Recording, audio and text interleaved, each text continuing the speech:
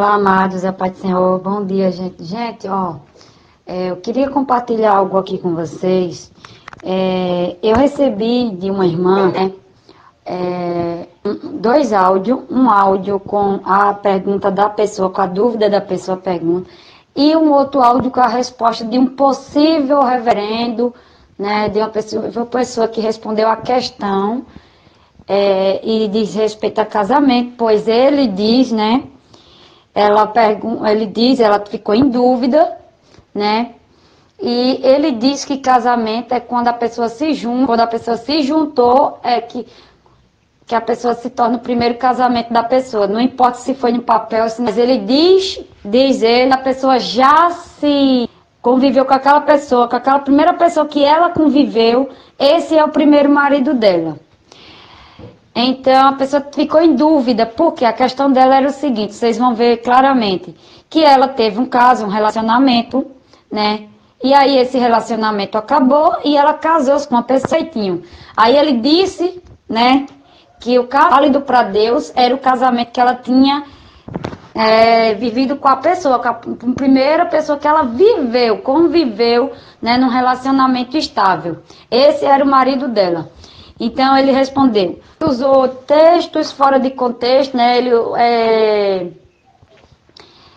usou texto fora de contexto, mencionado o texto de João 4, né? Que é da mulher samaritana, os maridos lá, e ele usou muita coisa e se vocês prestarem atenção, vocês vão ver o quanto ele errou nisso aí, principalmente ele querendo, né, convencer a pessoa de que ela estava errada, de casamento, certo? Que para Deus é válido, é o que a pessoa primeiro se deitou com a pessoa, né? Entrando em coerência com tudo aquilo que Jesus já havia dito até antes mesmo, certo? Até antes mesmo, né, do pecado entrar no mundo. Então, gerou uma incoerência muito grande, né, gente? E eu respondi, gravei 3 áudios, né, porque eu gravei por parte, né, explica a situação dele, quis detalhar um pouco mais, né, para vocês entenderem ali que não há, certo? Não há nenhum espaço para a pessoa ali. E aí o que acontece, né? Satanás ele está se utilizando de várias coisas, né, para enganar as pessoas, para as pessoas de fazer os seus casamentos para ir viver num relacionamento, e viver no pecado. Certo? Então a gente precisa ficar de olho e cuidado nisso, tá, gente? Eu alerto isso aqui para vocês, cuidado mesmo, porque o negócio é bem bolado mesmo. Ele tem uma influência na palavra de Deus, certo? Ele conhece algumas coisas, mas por causa de alguns detalhes, a pessoa estiver ligada, desfaz toda a teoria dele. Verdadeiramente desfaz toda a teoria dele. Então, vou colocar para vocês, compartilhar os 2 áudios, que é o áudio foi da resposta dele, desse reverendo. Certo? Fique. Existem as leis civis e as leis cerimoniais. Eu vou estar falando sobre as leis civis e cerimoniais, né, no que eu gravei. Então preste atenção, certo? Ouça com atenção. Reverendo, tira uma dúvida, que eu acho que é dúvida de alguns também. Porque o senhor diz referente a casamento, que se juntar tudo é casado. Até aí, ok. Velho Testamento. Concordo. Só que sim, no Novo Testamento, em João 4, 16 ao 18, Jesus pede para a mulher chamar o marido dela. E ela diz que ela não tem marido. E ele diz justamente, você não tem esse que está contigo, não é teu marido. Eu entendo que ela foi viúva por 5 vezes e se juntou com uma pessoa e Jesus não considerou aquela pessoa como marido, por não ter a bênção deles, por não ser casados. É o meu entendimento, posso estar errada. Então quer dizer que algumas pessoas do grupo provavelmente estão passando pelo 2º casamento. Porque foi o casamento que constituiu família, que casou num papel, que foi abençoado por Deus.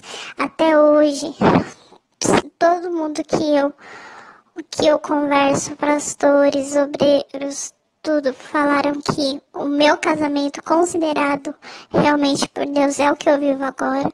Então quer dizer que eu estou batalhando por algo que não é permitido. Porque eu venho de um outro relacionamento, não constituí família, apenas morei junto. Não vou dizer, não me considerei casada, sim, mas para mim não era abençoado por Deus, porque eu realmente não tinha a bênção de Deus. Então quer dizer que o meu relacionamento atual não deveria acontecer, é isso. Então o que está valendo é o meu outro relacionamento. Que aí fica a dúvida, porque então no caso eu estou em adultério, o meu marido não, mas eu estou em adultério. Da família que eu constituí hoje, eu estou em adultério, é isso. Porque Deus está renovando, Ele está restituindo a minha família. Ele está mudando as coisas aqui da minha família. Então é isso. Então me tira essa dúvida, porque o Velho Testamento, Deus constituiu sim. Eu entendi tudo que o Senhor falou. Só que Deus, pelos homens não cumprirem, pelo menos no meu entendimento, porque como os homens não cumpriram, Ele modificou algumas leis. Então, para Jesus, Ele não considerou aquele juntamento da mulher como casamento. Então, me tira essa dúvida, por favor. Porque se realmente o meu entendimento estiver errado, então eu não tenho que permanecer no grupo? Eu não tenho que batalhar pela minha atual família?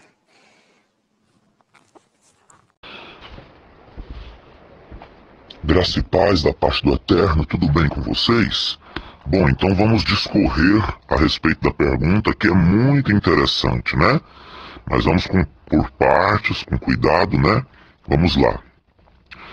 Pois bem, eu postei aí o texto de João, que a irmã citou, João capítulo 4, versículo do 16 ao 18, certo? Então, primeira coisa que eu quero ressaltar, irmã, é que você tem que tomar cuidado, porque as pessoas têm um equívoco de descredibilizar o Antigo Testamento, né? Até porque ele existe. Se o Antigo Testamento de nada valesse para nós, qual é o motivo do Antigo Testamento existir? A palavra de Deus, ela é composta por 66 livros. Toda a palavra de Deus que foi dada ao homem é composta por 66 livros. 39 no Antigo Testamento e 27 no Novo. Inclusive, o Antigo Testamento é maior do que o Novo, né? Dentro do Antigo Testamento, por exemplo, tem o começo de todas as coisas, como Deus criou o começo de tudo. Então, essa coisa que às vezes as pessoas têm, alguns pastores e algum pessoal aí por aí, de descredibilizar o Antigo Testamento, é um grande equívoco, tá? Do Antigo Testamento, a única coisa que não vale para nós que somos gentios e para o Novo Testamento é a lei cerimonial, só, mais nada. O resto tudo é válido, porque senão não precisava existir. Para nós que somos gentios, gentil é quem não é judeu de nascença, porque o povo escolhido é o hebreu, judeu, né? Para nós que somos gentios, que não somos judeus mesmo, e para o Novo Testamento, só a parte da lei cerimonial é que foi extinta, né? O resto tudo vale, de todos os mandamentos e de tudo. Então cuidado, viu? Cuidado, porque os 10 mandamentos tá no Antigo Testamento, tá? Então, o Antigo Testamento, não sei o que, então eu não cumpro os 10 mandamentos, por exemplo. Então cuidado, viu? Cuidado, porque o caminho do inferno começa bem por aí. Os 10 mandamentos tá no Antigo Testamento, e toda lei que cabe ao homem, que são os mitzvot e os mitzvot, estão no Antigo Testamento. A única parte que não serve para nós, para Novo Testamento que vivemos hoje e que somos gentios, que não somos judeus, é a lei da parte da cerimonialidade, tá? Que tem a ver com os cultos, enfim, o resto tudo vale. Então, a primeira coisa que eu quero já ressaltar é essa. Que parece que eu vi uma certa descredibilidade com o Antigo Testamento aí, tá? Isso é um equívoco, cuidado, viu? A própria lei de Deus que leva para o céu ou para o inferno, ela tá no Antigo Testamento, os 10 mandamentos, enfim, tá? Outra coisa, uma vez então que a gente descobre que para o Antigo Testamento a única coisa que não vale para nós é a questão da lei da parte cerimonial, o resto então tudo valendo, O casamento, ele é feito quando? Em Gênesis. Então não tem como descartar Gênesis, né, irmã? Se eu te perguntar assim, quem que criou o casamento? Qual que é a sua resposta? Deus. A resposta certa é Deus, porque foi Deus que criou o casamento, não foi o homem. Aí, se eu te perguntar, onde é que está registrado então? Me prova para mim onde é que está registrado que Deus criou o casamento. Eu tenho que ir lá em Gênesis. Aí, porque Gênesis está no Antigo Testamento, eu vou descartar.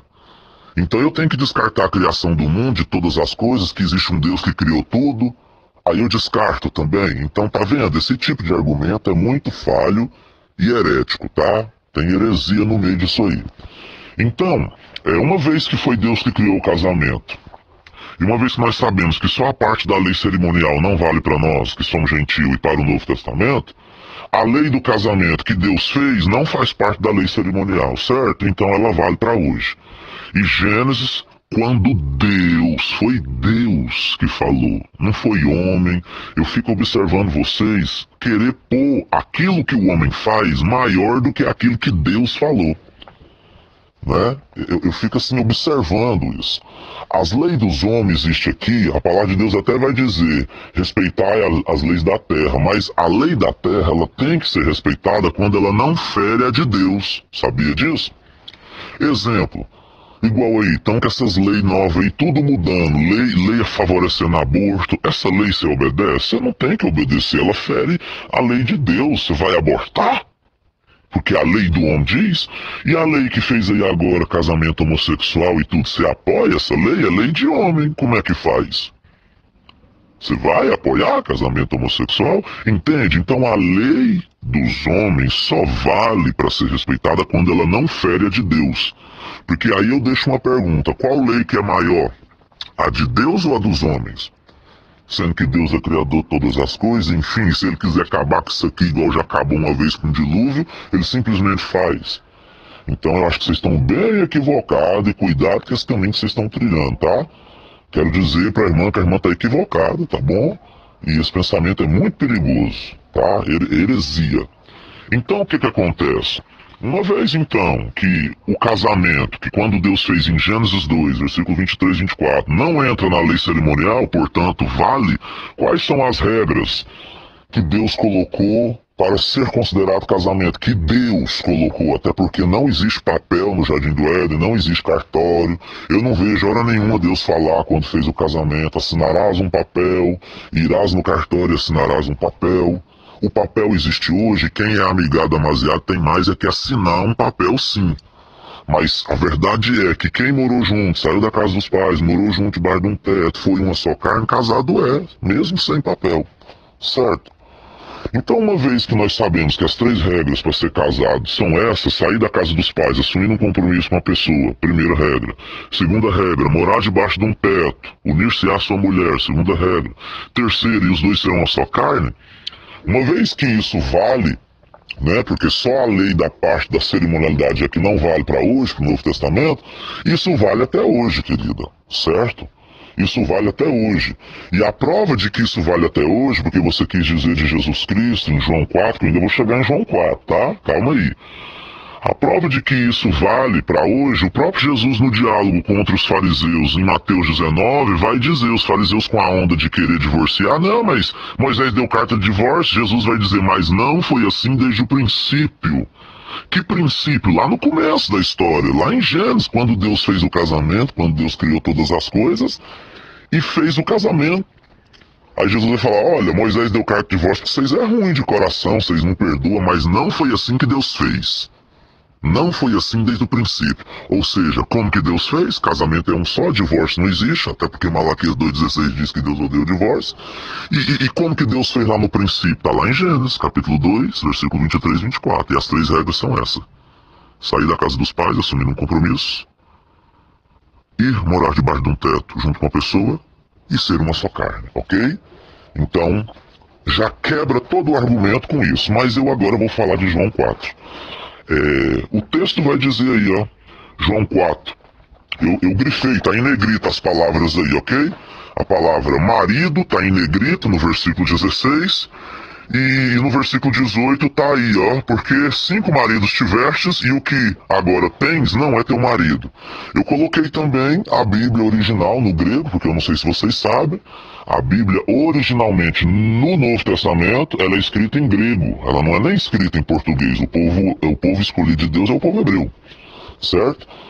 E para o Novo Testamento, os originais mais confiáveis estão em grego. Olha para você ver aí, ó, em João 4, do 16 ao 18, que eu coloquei em grego. Olha essas duas palavras em negrito.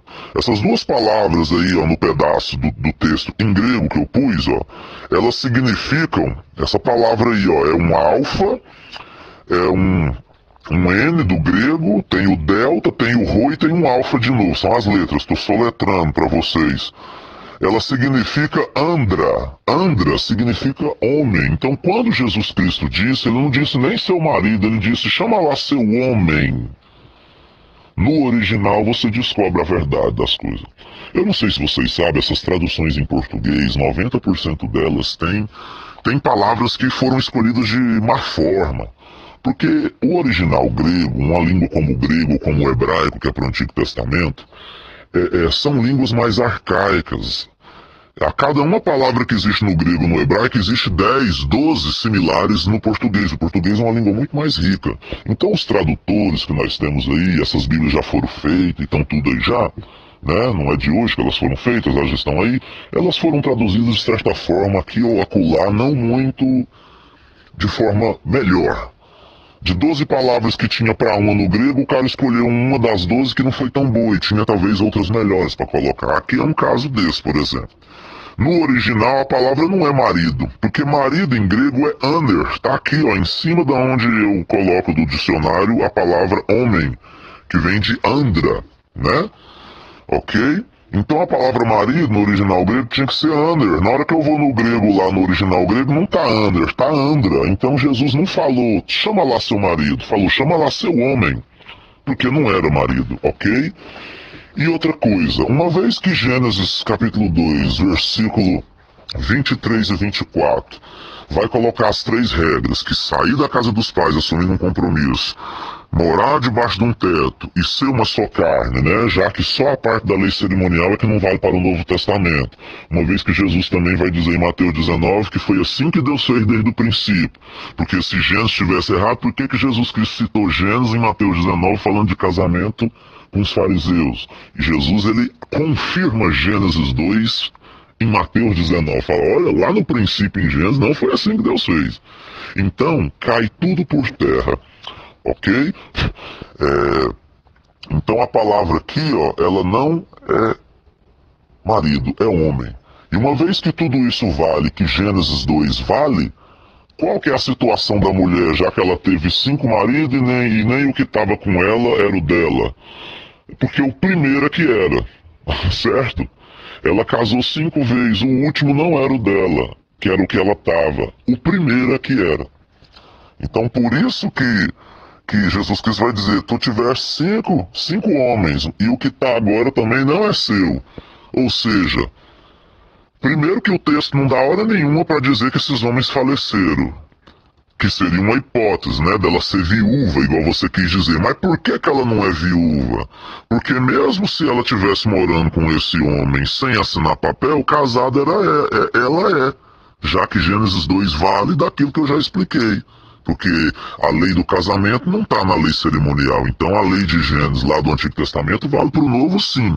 Já que eu falei para você que só a parte da lei cerimonial não vale, certo? Para hoje e para o Novo Testamento.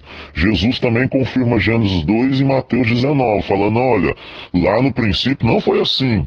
Então, qual que é a conclusão que nós chegamos? Essa mulher, ela estava com esse homem, com papel assinado ou sem papel. Esse homem que ela estava agora, que era o 5º, não era o dela, ok?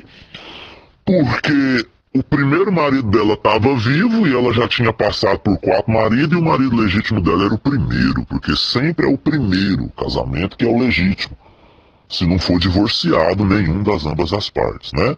Porque se houver separação, que seja com papel ou sem papel assinado, o casamento já é inválido.